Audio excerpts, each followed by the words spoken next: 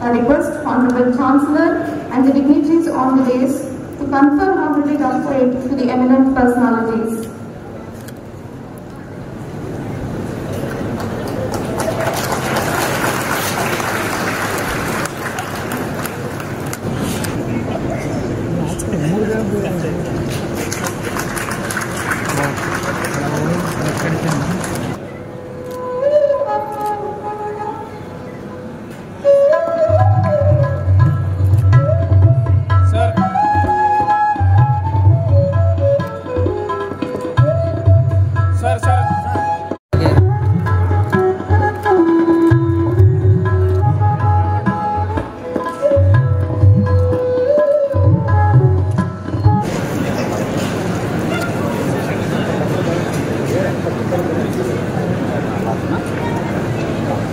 ಸ್ವಲ್ಪ ಕ್ಲೋಸಲ್ಲಿ ಬನ್ನಿ ಅಂಚೂರು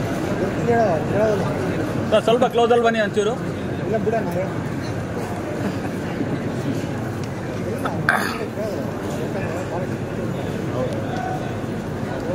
okay sir, please sir, ಸ್ವಲ್ಪ ಕ್ಲೋಸ್ ಆಗಿ ಹಾಗೇರಿ ಸರ್, ಹಾಗೇರಿ. ಸಮಾರಂಭದಲ್ಲಿ ಪದವಿಗಳನ್ನು, ಸ್ನಾತಕೋತ್ತರ ಪದವಿಗಳನ್ನು ಮತ್ತು PhD ಹಾಗೂ ಚಿನ್ನದ ಪದವಿಗಳನ್ನು ಪಡೆದಿರ್ತಕ್ಕಂಥ ಎಲ್ಲ ವಿದ್ಯಾರ್ಥಿನಿಯರೇ, ಈ ಒಂದು ಸಾಧನೆಯನ್ನ ತಮ್ಮ ಕಣ್ಣು ತುಂಬ ನೋಡಿ ಆನಂದಿಸಲಿಕ್ಕೆ ಬಂದಿರತಕ್ಕಂಥ ವಿದ್ಯಾರ್ಥಿನಿಯರ ಎಲ್ಲ ಪೋಷಕರೇ,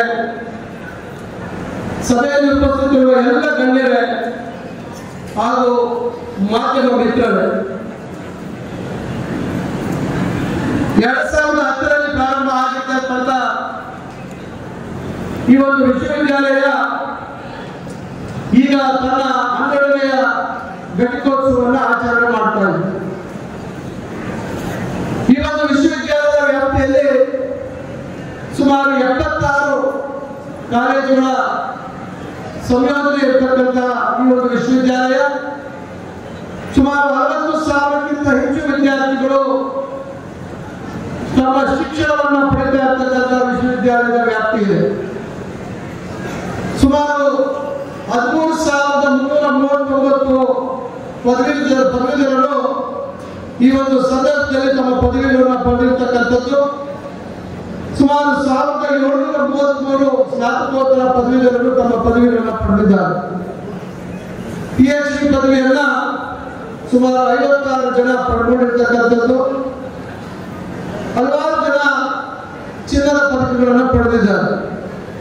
ಮೊಟ್ಟ ಮೊದಲನೇದಾಗಿ ಇವರೆಲ್ಲರಿಗೂ ನಾನು ಹೃದಯಪೂರ್ವಕವಾದಂತಹ ಅಭಿನಂದನೆಗಳನ್ನ ಸಲ್ಲಿಸಲಿಕ್ಕೆ ನಾನು ಬಯಸ್ತೇನೆ. ಇವತ್ತು ರಾಜ್ಯದಲ್ಲಿ ಹಲವಾರು ವಿಶ್ವವಿದ್ಯಾಲಯಗಳು 100 ವರ್ಷಕ್ಕಿಂತ ಹೆಚ್ಚು ಹಿಂದೆ ಸ್ಥಾಪನೆಗೊಂಡಿರ್ತಕ್ಕಂಥ ವಿಶ್ವವಿದ್ಯಾಲಯಗಳ ಜೊತೆಗೆ ಹೊಸದಾಗಿ ಹಲವಾರು ವಿಶ್ವವಿದ್ಯಾಲಯಗಳು ಸ್ಥಾಪನೆ ಆಗಿರ್ತಕ್ಕಂಥದ್ದು ನಾವು ನೋಡ್ತಾ ಇದ್ದೀವಿ. ಆದ್ರೆ ಈ ಒಂದು ವಿಶ್ವವಿದ್ಯಾಲಯ ಕೇವಲ 76 ಸಂಯೋಜಿತ ಕಾಲೇಜುಗಳಲ್ಲಿ ಬಹಳ ಅತ್ಯುತ್ತಮವಾಗಿ ಕೆಲಸ ನಿರ್ವಹಿಸ್ತಾ ಇದೆ ಅಂತಕ್ಕಂಥದ್ದನ್ನ ನಾನು ಹೇಳಿಕೆ ಬಹಳ ಹೆಮ್ಮೆ ಆಗ್ತಾ ಇದೆ.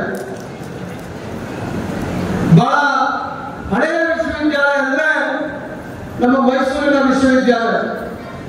ಇವತ್ತು ಮೈಸೂರು ವಿಶ್ವವಿದ್ಯಾಲಯವನ್ನ ಚಾಮರಾಜನಗರ, ಕೊಡಗು, ಮಂಡ್ಯ ಈ ರೀತಿಯಾಗಿ 3 ಹೊಸ ವಿಶ್ವವಿದ್ಯಾಲಯಗಳನ್ನು ಸ್ಥಾಪನೆ ಮಾಡಿ ಇವತ್ತು ಮೈಸೂರು ವಿಶ್ವವಿದ್ಯಾಲಯ ಶೈಕ್ಷಣಿಕವಾಗಿ ಮತ್ತು ಆರ್ಥಿಕ ಒಂದು ಸಂಕಷ್ಟಕ್ಕೆ ಸಿಕ್ಕಾಕೊಂಡಿರ್ತಕ್ಕಂಥದ್ದು ನಾವು ನೋಡ್ತಾ ಇದ್ದೇವೆ.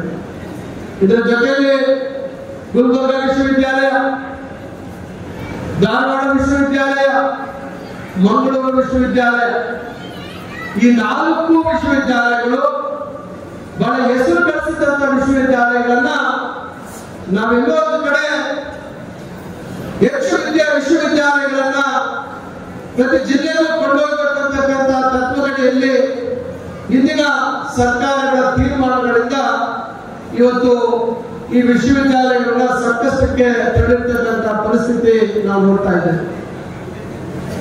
ಬರೀ ಬೆಂಗಳೂರು ವಿಶ್ವವಿದ್ಯಾಲಯ ಮಾತ್ರ 4 ಭಾಗಗಳ ವಿಂಗಡಣೆ ಆಗಿದ್ರು ಯಾವುದೇ ರೀತಿಯಾದಂತಹ ಸಮಸ್ಯೆಗಳಲ್ಲಿ ಸಿಕ್ಕಾಕೊಂಡಿದ್ರು. ಆದ್ರೆ ಈ ವಿಶ್ವವಿದ್ಯಾಲಯಗಳು ನಾನು ಹೇಳಿರ್ತಕ್ಕಂಥ ವಿಶ್ವವಿದ್ಯಾಲಯಗಳು ಬಹಳಷ್ಟು ಸಮಸ್ಯೆಗಳಿಗೆ ಸಿಕ್ಕಾಕೊಂಡಿರ್ತಕ್ಕಂಥದ್ದು.